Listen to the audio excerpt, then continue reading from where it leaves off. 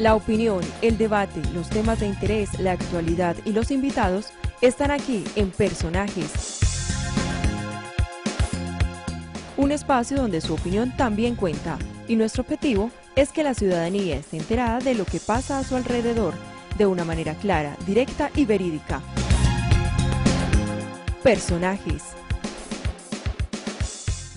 Buenas, pero muy buenas. Gracias a Dios estamos aquí como todos los días a través de CNC, de Global Televisión. El invitado es el doctor José Obdulio Gaviria. El doctor José Obdulio Gaviria, columnista del Tiempo, polémico como el que más, pero un hombre intelectual, un filósofo y un politólogo. Él ha propuesto que el título 13 de nuestra Carta Magna sea modificado, que se refiere a hacer una constituyente para ver cómo se hace una transformación a la justicia. Y sobre todo buscando que la Corte Suprema de Justicia, hoy el organismo más desacreditado de Colombia por la politiquería que mantienen allá, por la paseadera, porque tienen todos los expedientes acumulados, pues buscámoslo reformar. Y también mirar lo que está pasando con los jueces. Los jueces son exegéticos a la norma. Una juez en días pasados, 26 criminales que le vendían armas a la FARC, dijo que lo soltaba porque faltaban 5 minutos para las 6 de la mañana y le hicieron un allanamiento. ¿En qué estamos? ¿Qué país de este? Pero, en cambio, a los mafiosos, a los paras y a los malos sí les dan casa por casa. ¿Está la justicia en crisis, doctor Giordulio? Bueno, Javier, muchas gracias por la invitación y un gran saludo a todos los televidentes. Yo creo que el fenómeno de la justicia en Colombia entró en una crisis tal que ya tiene nombre, constitucionalmente hablando. Estamos en una situación de bloqueo constitucional. No se puede hacer nada. Va a pasar esto durante estos próximos días. La Corte Suprema de Justicia tiene un sistema de nombramiento interno, lo que llaman cooptación, que es regulada un poco por el Consejo Nacional de la Judicatura, porque la cooptación se hace de listas que envía el Consejo Nacional. Entonces salen 4 magistrados, ya salió uno el año pasado, hace unos 14 meses. ¿De la sala laboral? De la sala laboral. Ese uno de la sala laboral no ha podido ser nombrado por la división, por el bloqueo interno. Pero además, ellos tienen la obligación de elegir fiscal, de terna enviada por el presidente de la República. El presidente de la República la envió hace más de 14 meses, tampoco se ha elegido. Entonces, ahora cuando salgan los próximos 4, hay bloqueo entre ellos y por lo tanto nos vamos a quedar sin corte. Como hay departamentos que se quedaron sin tribunal superior, porque ese tribunal también lo eligen los de la Corte. Y además, por ejemplo, la Corte se quedó sin presidente porque como lo elige la corporación, tampoco se hace mayoría. Entonces, dicen, no, es que cambien la terna de fiscal. Y yo pregunto, ¿y las listas de nuevos magistrados, quién las cambia? Y las vamos a cambiar eternamente. O las listas de los magistrados de los consejos superiores.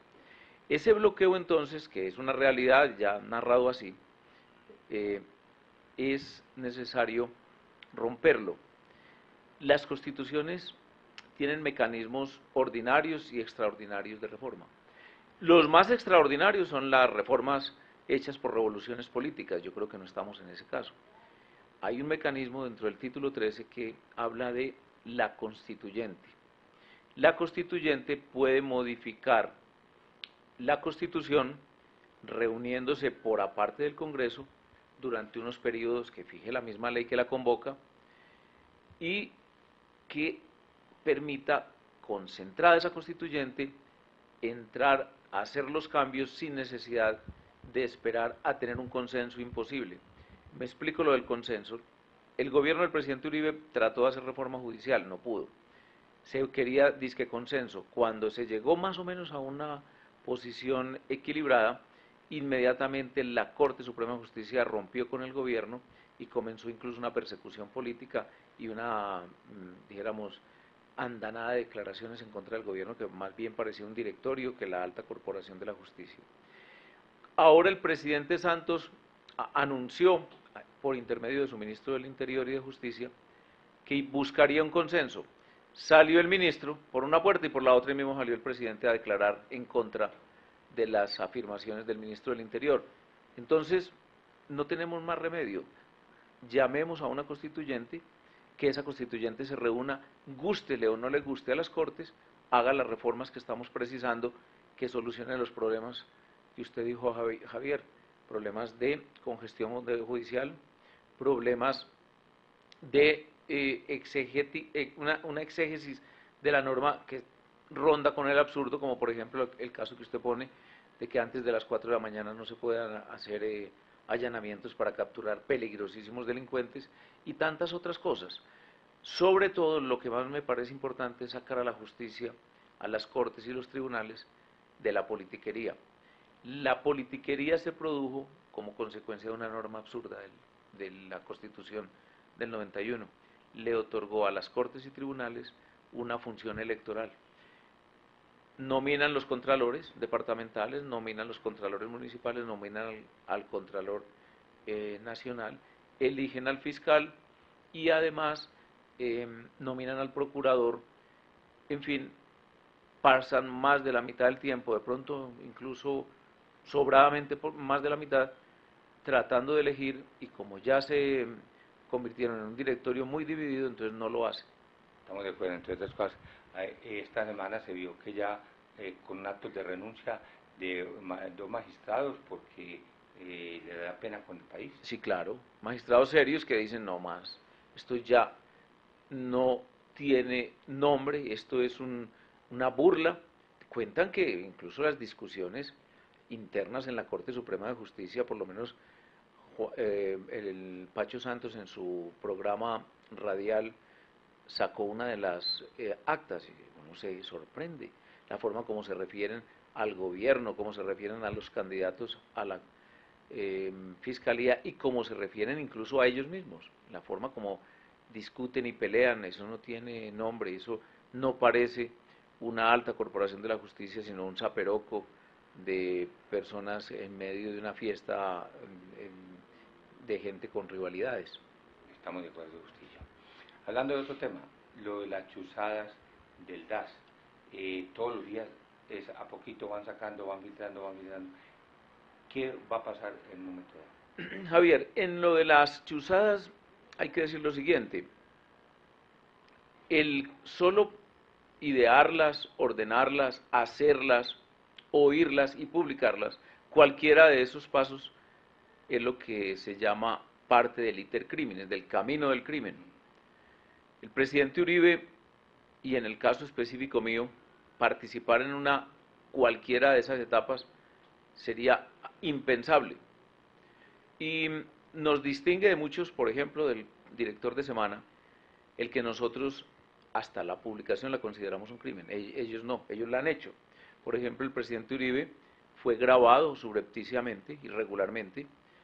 Por lo menos 2 conversaciones del presidente Uribe han sido publicadas, una con un señor que estaba cometiendo un delito o haciendo un cohecho o intentando hacer un cohecho, y otra, una conversación con un magistrado de la Corte Suprema de Justicia. En el caso mío, conozco de varias, pero la que más sonó fue una conversación privada, personal, con un cónsul en Venezuela, que incluso intentó ser utilizada para agravar ya las de por sí malas relaciones de los gobiernos de Colombia y Venezuela en la época. Entonces, lo que nosotros hemos dicho es, en primer lugar, cero compromiso con ese tipo de irregularidades, por ética, en primer lugar, y porque es ilegal, y en segundo lugar, persecución a quien haya cometido el crimen, pero no una generalización para pintar, como están pintando a Colombia, por ejemplo, el padre Javier Giraldo, en su carta al sacerdote jesuita, pidiéndole que bloqueara y neutralizara la llegada del presidente Uribe a una cátedra en Washington, en la Universidad de Georgetown. Entonces, eso es lo que hay que dejar como constancia.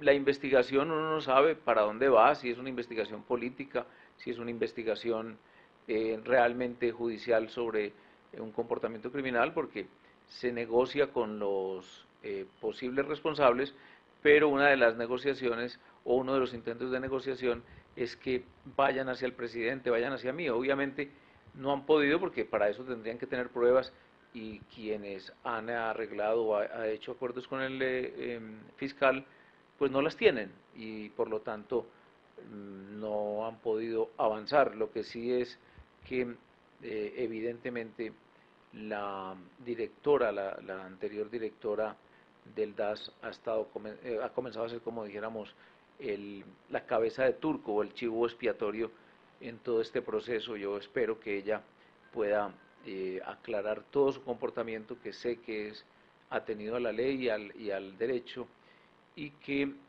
la situación quede clara y que conozcamos además quién lo ordenó, cómo se ordenó y por qué se ordenó. Esos sistemas de escuchas subrepticios ya entiendo que son hasta un negocio, que venden chuzar un determinado teléfono por una plata determinada, hasta donde nosotros sabíamos o se nos informó cuando en el caso mío estaba como asesor del presidente de la República, muchos de esos hechos ocurrieron, no solamente del DAS, sino de la policía e incluso de bandas de criminales que hacían ese tipo de delitos por cuenta de criminales que querían oír a otros. Entiendo a todos lo que usted dijo ahora, uno ve la prensa, sobre todo hay una emisora en Bogotá de una persona que fue antioqueño y está bogotanizada, toda señora Lismendi, todo lo que dicen en contra del señor presidente Álvaro Uribe y suyo, pues ahí sí eso lo va resaltando. Nada bueno se dice. Yo le doy un ejemplo. Cuando empezó la primera cátedra del doctor Álvaro Uribe, 10 personas salieron a protestar y 52.000 salieron a aplaudir. Se dieron aquí las 10 personas, no los otros. Sí, era una campaña contra el presidente Uribe y es una campaña que, entre otras cosas, termina siendo de desprestigio a Colombia, porque recuerde el contenido de la carta del padre Javier Giraldo, que el presidente Uribe tiene sobre sus hombros la responsabilidad de 14.000 homicidios. Ni uno solo existe, pero además, ¿de dónde saca él esa cifra?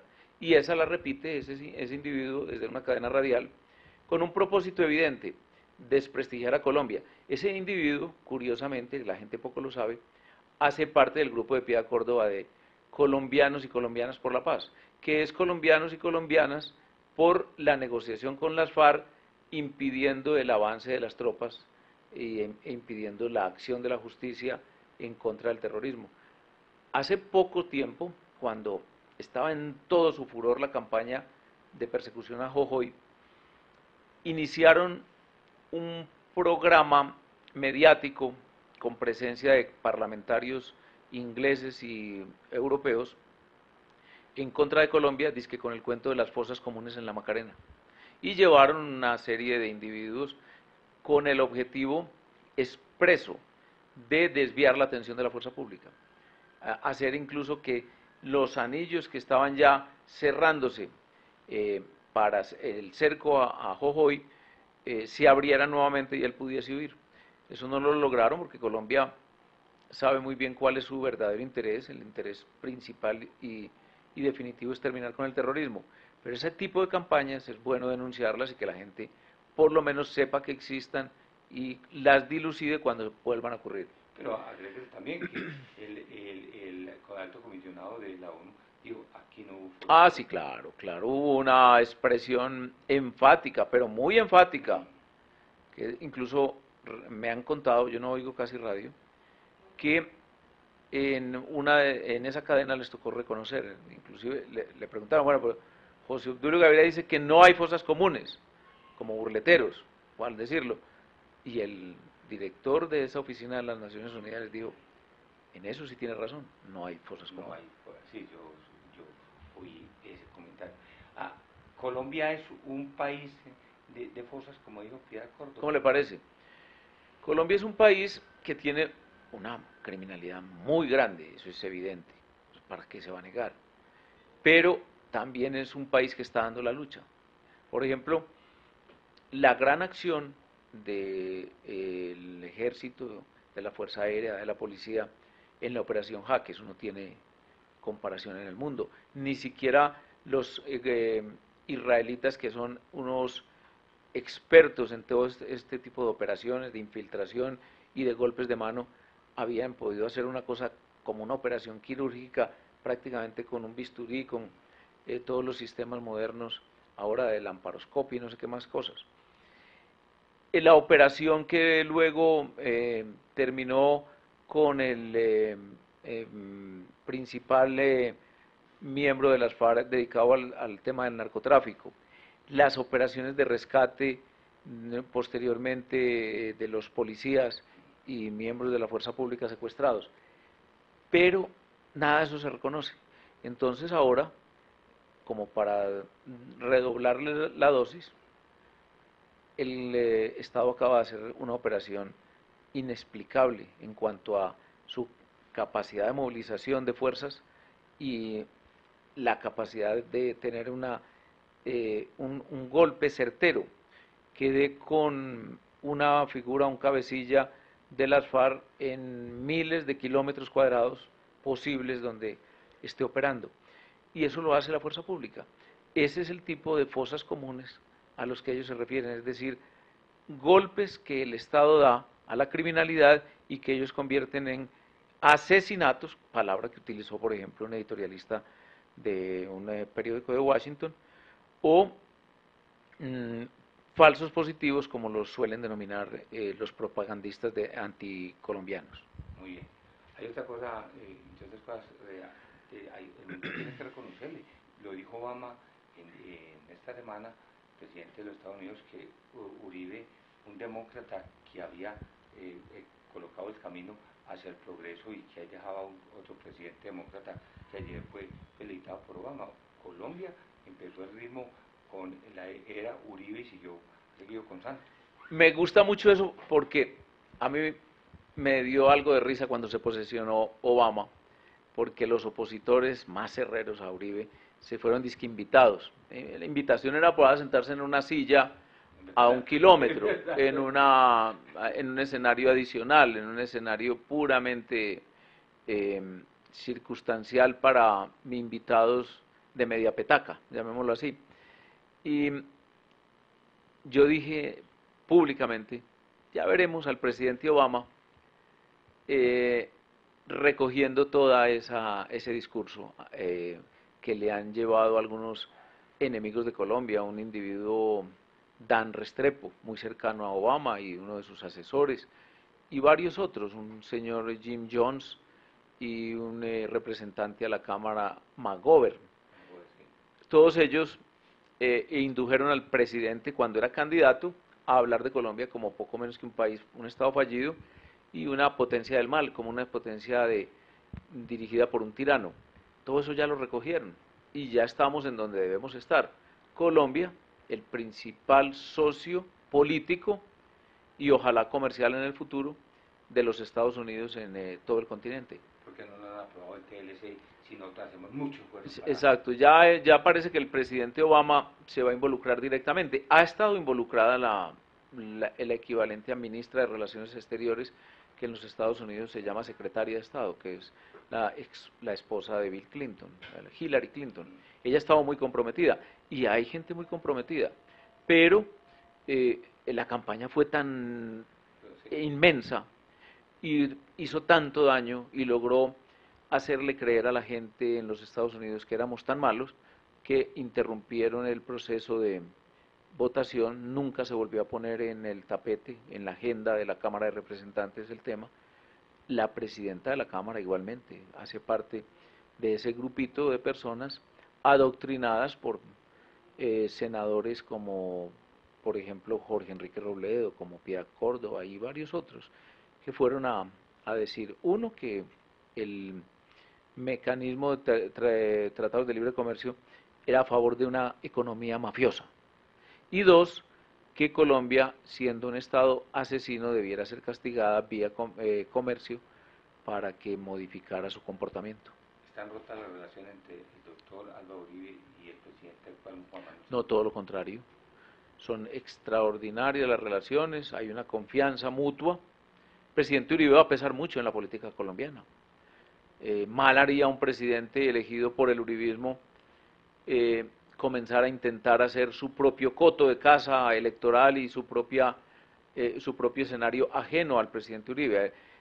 Digamos, lo que más conviene al país, al uribismo y al gobierno del presidente Santos es aceptar el liderazgo legítimo, natural y sobre todo muy grande del presidente Uribe, un liderazgo que incide no solamente en el partido de la U, sino en toda la nación colombiana. Juega el doctor Uribe Mediacayo, usted va a estar en la elección aquí en Antioquia. Yo creo que tiene que hacer un aporte y es conducir al partido de la U a la coalición uribista que está sentada en dos grandes pilares, el partido de la U y el partido conservador, y lograr candidaturas únicas en los departamentos para gobernación, en las grandes ciudades para la alcaldía y ojalá unas muy buenas listas conformadas por ciudadanos de muy alto nivel para las corporaciones públicas.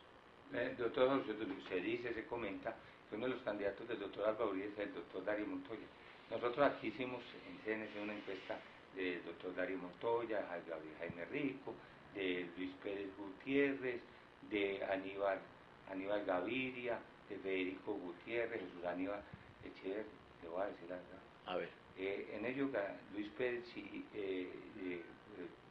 estuvo en la punta. Sí, después Gabriel Jaime Rico, Federico, Jesús Aníbal Gaviria, Federico Gutiérrez, pero Darío Montoya le voy a contar, muy mal habla la opinión pública de él en los barrios, en todo, y hasta los mismos empleados. ¿Qué dicen o qué? Pues no, que es un tipo que no lo conoce nadie, que es una persona que no ha estado nunca aquí, que es una persona nombrable, más no elegible, eso es lo que es. Sí, pero lo tomo por el lado positivo. Mire que en esos nombres hay dijéramos, un abanico extraordinario de posibles alcaldes para Medellín. De manera que si Darío Montoya cuaja, porque lo importante es que un hombre desconocido, dijéramos, popularmente, pero conocido por los sectores de la dirigencia y por el empresariado y por la prensa, entonces fácilmente se construye como imagen de candidato y posible alcalde. Pero si no lo logra, pues hombre, hay unas alternativas extraordinarias. Por ejemplo, Luis Pérez estuvo al frente prácticamente de la campaña del presidente Santos en Antioquia, no en Medellín, sino en Antioquia, en toda Antioquia. Él recorrió el departamento. El doctor Gabriel Jaime Rico mejor dicho, se ha preparado para eso. Él va a ser alcalde de la ciudad de Medellín. Entiendo que la gestión de Gutiérrez como presidente del Consejo fue extraordinaria, es lo que me han dicho, porque por lo menos, si no es extraordinaria, muy buena. Igualmente hay también un candidato posible, está ahí latente, que es el ex viceministro de Salud, el doctor Carlos Ignacio Cuervo. Y es decir, tenemos muy buen abanico de candidatos.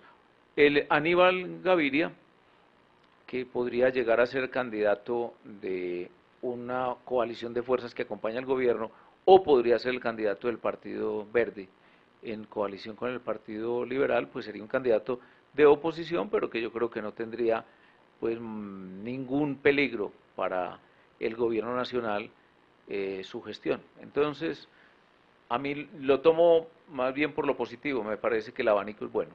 Muy bien. Doctor Luis, le agradezco mucho haber estado con nosotros. A mí es a quien me toca agradecer la invitación y estar permanentemente disponible para analizar los hechos de la semana o de la coyuntura cuando Javier quiera invitarme. Muy bien. Era el doctor José Obdulio Gaviria, ahí vieron ustedes, aprendimos hoy mucho de la realidad política y lo que está pasando. Lo que se dice, lo que se comenta, no. La relación entre el doctor Alba Uribe y el doctor Juan Manuel Santos están, como siempre deben estar, pero muy cordiales. Y si lo dice José Obdulio Gaviria, pues nosotros lo creemos. A ustedes lo espero mañana aquí de 8 a 8:30 en CNC Noticias, de 8:39 en el programa Personaje. Hasta mañana y que Dios los bendiga. La opinión, el debate, los temas de interés, la actualidad y los invitados están aquí en Personajes. Un espacio donde su opinión también cuenta y nuestro objetivo es que la ciudadanía esté enterada de lo que pasa a su alrededor de una manera clara, directa y verídica. Personajes.